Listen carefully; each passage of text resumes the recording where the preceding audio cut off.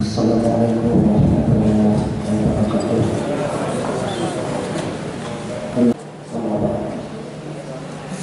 Yang kami hormati saudaraku Kepala Sukat dan Tata Usaha pada Kantor Kementerian Agama Kota Bima, yang saya hormati Bapak Kepala Seksi Pendidikan Madrasah pada Kantor Kementerian Agama Kota Bima, yang saya hormati Bapak Kepala Madrasah Alia Negeri 2 Kota Bima. Satu ungkapan wujud kesyukuran kita kehadirat Allah Subhanahu wa Ta'ala yang telah melimpahkan berbagai rahmat dan nikmatnya kepada kita semua, terutama nikmat iman, nikmat Islam, nikmat kesempatan dan kekuatan, sehingga pada siang hari yang berbahagia ini kita telah sama-sama berkumpul di tempat ini untuk kita sama-sama mengikuti satu kegiatan yang cukup positif buat kita semua, yaitu kegiatan pembukaan pelaksanaan bimbingan teknis kurikulum 13 angkatan 7, 8, dan 9 tahun 2015. Pada suasana ini saya melihat penuh dengan nuansa kebersamaan, kekeluargaan, dan kekompakan, karena memang itu adalah merupakan modal dasar untuk mencapai kesuksesan dalam sebuah kegiatan dan organisasi. Selawat dan salam mari kita kirimkan kepada junjungan alam kita Nabi besar Muhammad sallallahu alaihi wasallam, Nabi yang telah menuntut kita ke arah jalan yang benar. Semoga kita semua ini adalah orang-orang yang senantiasa komit dan istiqomah terhadap ajaran beliau, dan insya Allah kita semua sepanjang komit dan konsisten terhadap ajaran beliau, insya Allah kita akan mencapai kebahagiaan dunia dan akhirat. Bapak Ibu hadirin yang sama-sama berbahagia, sebelum saya menyampaikan lebih lanjut apa yang menjadi substansi daripada sambutan saya, perkenalkanlah saya atas nama jajaran Kantor Kementerian Agama Kota Bima menyampaikan ucapan terima kasih, penghargaan dan apresiasi kami kepada Kepala Seksi Pendidikan Madrasah ini yang telah mendesain, merancang pelaksanaan kegiatan BIMTEK ini dengan baik. Sebelumnya saya sempat khawatir sekali Pak Kasih, dari anggaran 1 miliar itu jangan sampai tidak bisa kita selesaikan di dalam tahun 2015 ini. Karena setiap kesempatan, setiap saat, bahwa anggaran yang telah ditentukan oleh panitia sebagaimana yang tertuang di dalam pipa Kantor Kementerian Agama, saya selalu mendorong kepada kita semua untuk segera melakukan langkah-langkah konstruktif di dalam rangka percepatan realisasi anggaran ini. Karena terus terang sampai hari ini bahwa realisasi anggaran kita sebagaimana yang telah kita sampaikan kemarin itu adalah 51%, dan alhamdulillah dalam 2-3 minggu terakhir ini di Kantor Kementerian Agama tidak ada waktu yang dibuang begitu saja. Makanya setiap saat, setiap kesempatan ada saja kegiatan sebagai bentuk untuk mempercepat realisasi anggaran ini. Karena memang sesungguhnya tolak ukur daripada keberhasilan organisasi dan lembaga itu tergantung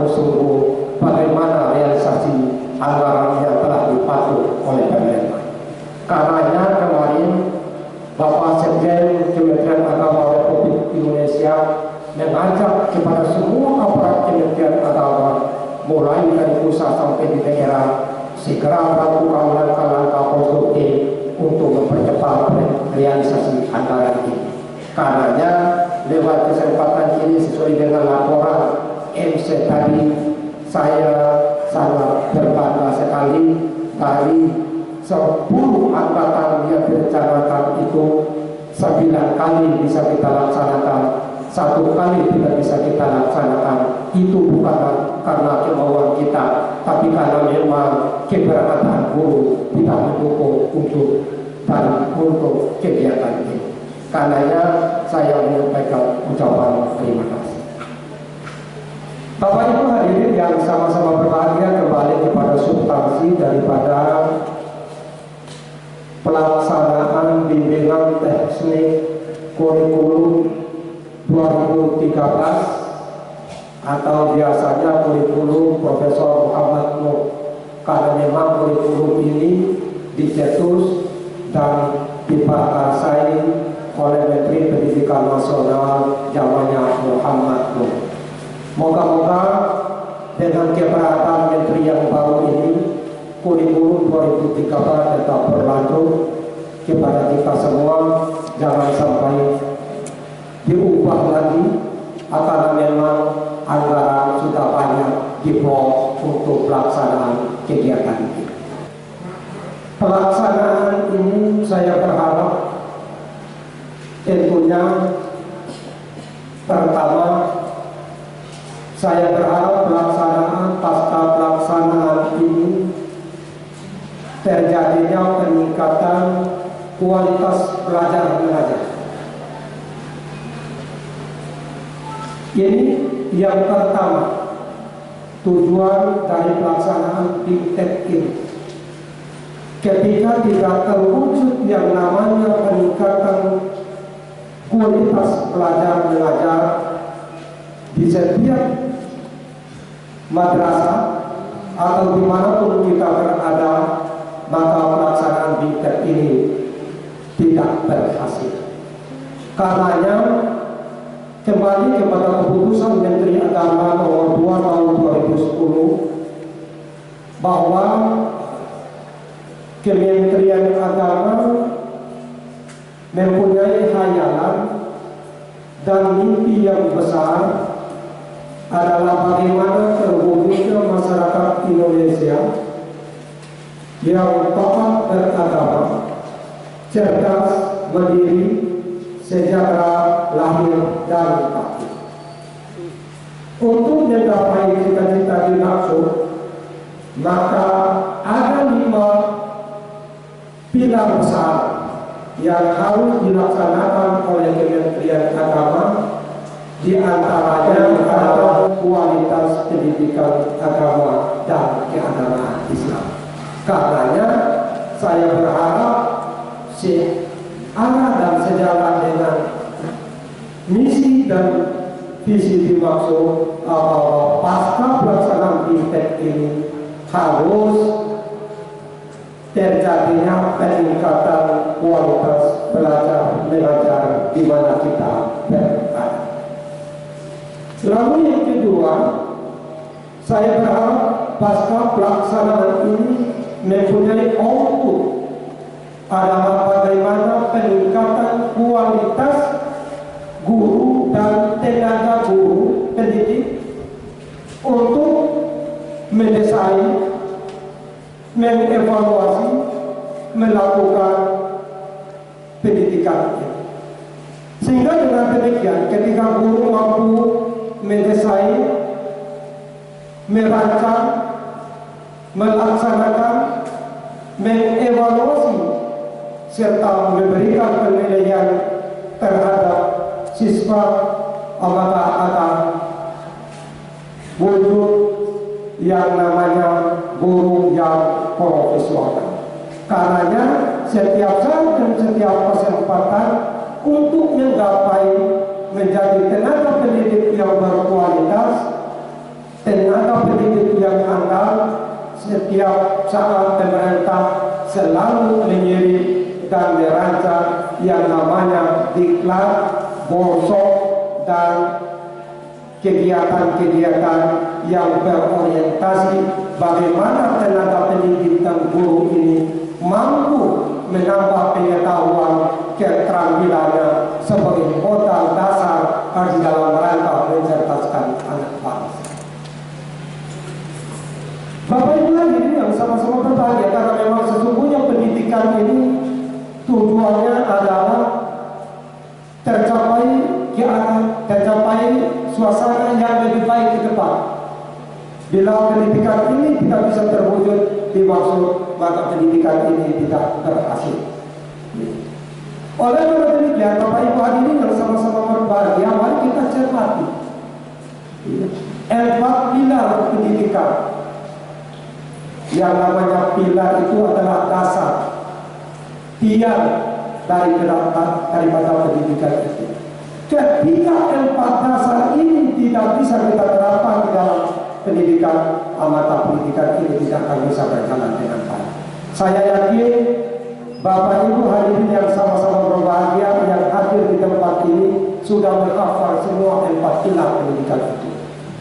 Saya prihatin kalau di antara kita ini tidak bisa menghafal 4 pilar pendidikan itu. Apa 4 pilar pendidikan yang kami maksudkan?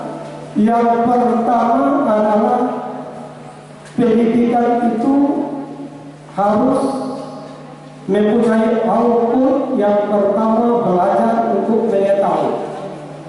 Artinya ketika kita mengetahui sebelumnya, pada saat belajar seperti ini, yang namanya bimtek itu misalnya harus diketahui, harus dipahami. Jangan sampai ditanyakan oleh siswa apa yang namanya bimtek kurikulum atau sasaran K13 itu, kita tidak bisa menjawab. Ini namanya tidak berfaedah dan tidak mempunyai makna positif buat kita bimtek yang kita laksanakan. Artinya yang kita harapkan pertama adalah pasca pelaksanaan ini sebagai output daripada pendidikan itu, kita harus mengetahui apapun namanya.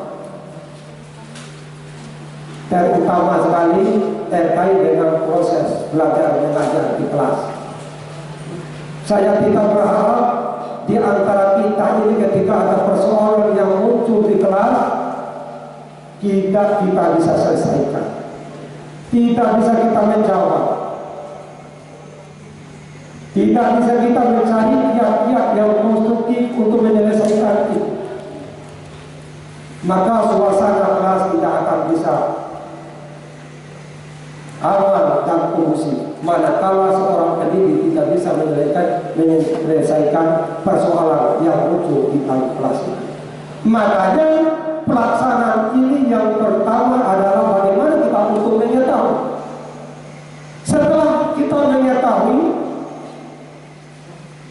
pendidikan itu pilarnya adalah melaksanakannya.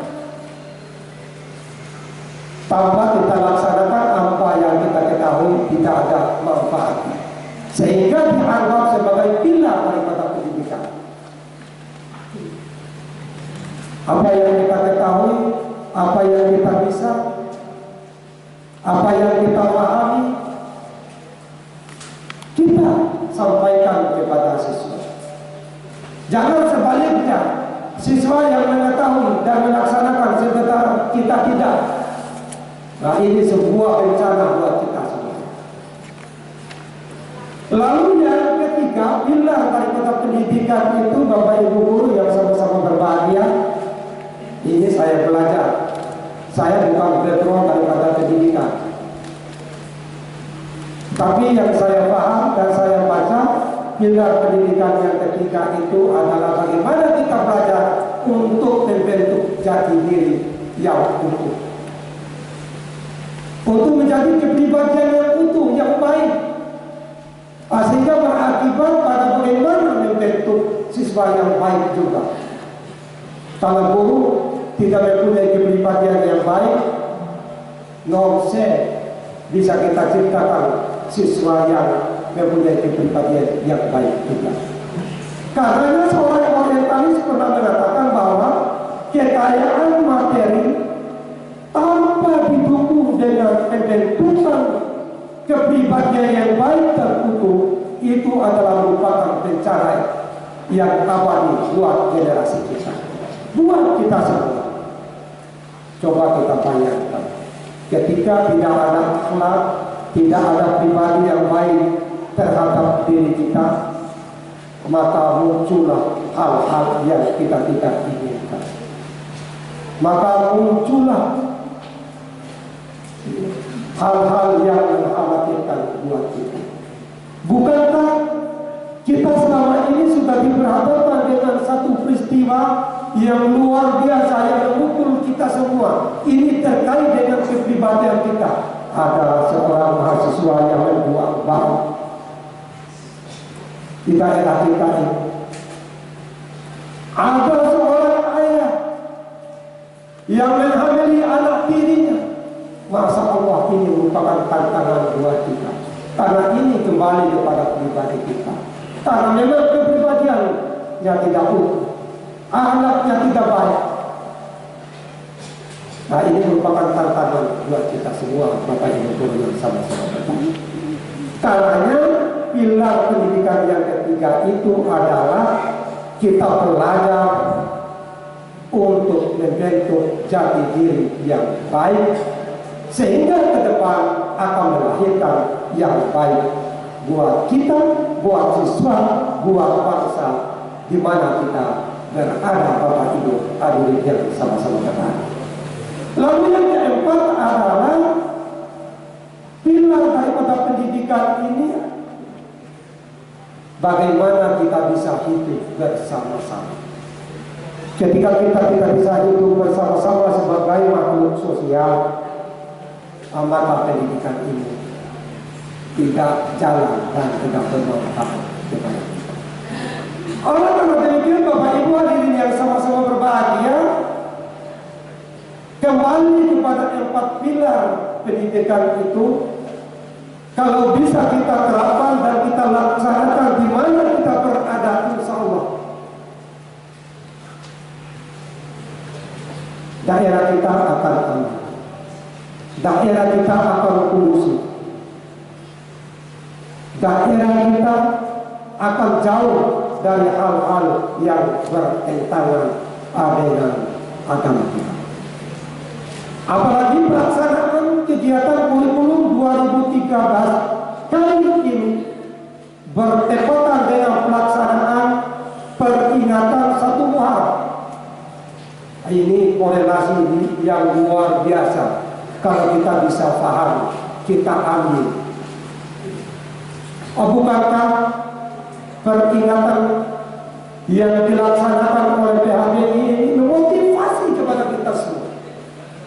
Jangan saja kita mencintai tahun baru Masehi. Apakah Bapak Ibu Guru tahu mengapa tahun baru Masehi dikatakan Masehi? Itu diadopsi dari Isa Al-Masih, nama Isa Al-Masih. Justru kita bangga dengan tahun baru Masehi. Kita tidak bangga dengan tahun baru Hijriah. Oleh karena demikian, momen yang luar biasa yang bertepatan dengan kegiatan peringatan 1 Muharram ini cukup memberikan motivasi buat kita semuanya untuk bagaimana kita memotivasi siswa kita, sekolah kita, agar mereka bisa mencintai tahun baru Hijriah, karena ini adalah merupakan implementasi daripada 4 pilar pendidikan yang kami maksudkan. Bapak Ibu hadirin yang sama-sama berbahagia, kemudian daripada itu, harapan yang ingin kita capai dari pelaksanaan kegiatan ini, di samping Bapak Ibu Guru mempunyai peningkatan kualitas yang kami maksudkan tadi, juga kami berharap agar terdorong dan terwujud sumber daya manusia yang handal, yang mampu berkompetisi di dalam berbagai aktivitas, terutama yang berkenaan dengan tugas dan fungsi kita sebagai tenaga kerja. Sumber daya manusia ini perlu dipacu terus, perlu didukung terus dengan berbagai kegiatan-kegiatan, dengan berbagai keterampilan-keterampilan. Karenanya saya berharap sejalan dengan upaya atau harapan dimaksud, manfaatkanlah kesempatan fintech kali ini untuk betul-betul mampu mempengaruhi sumber daya kita semuanya, sehingga kita mampu berkompetisi di dalam berbagai dimensi kehidupan kita. Barangkali itu beberapa hal singkat yang kami sampaikan. Saya berharap momentum fintech ini mari kita manfaatkan dengan sebaik-baiknya. Dan saya kira karena keinginan kita ingin berubah, ingin menjadi sumber daya manusia yang handal di saat proses belajar mengajar nanti, tidak ada yang vakum, tidak ada yang ngantuk, semuanya mempunyai cita-cita yang besar untuk bagaimana kita menjadi bisa dan pada akhirnya akan terwujud madrasah yang lebih baik daripada madrasah dalam kehidupan kita. Terima kasih Bapak Ibu hadirin yang sama-sama berbahagia. Barangkali itu beberapa hal yang kami sampaikan, dan tentunya lewat kesempatan ini dengan ucapan Bismillahirrahmanirrahim, acara bimbingan teknis kurikulum 2013 periode atau angkatan 789 resmi dinyatakan dibuka. Semoga Allah Subhanahu wa Ta'ala selalu memberikan rahmat dan tuntunan hidup kepada kita. Wassalamualaikum warahmatullahi wabarakatuh.